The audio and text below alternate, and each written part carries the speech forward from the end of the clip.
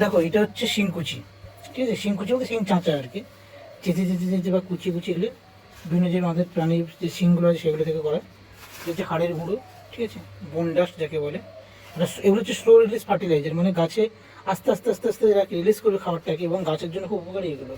আর একটা আছে নিমখোল, পোকামাকড় আক্রমণ থেকে যাতে বাঁচতে পারে। এই তিনটে সার আমি মিক্সড করে দেবো, আর কিছুদিন পরে সর্ষে খোলটা দেবো।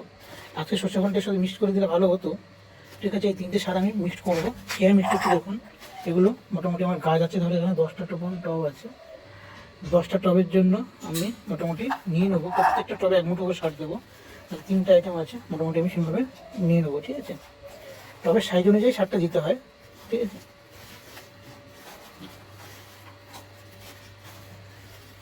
নিমখোল হাড়গুলো চলে গেছে, নিমখোল, শিংকুচি।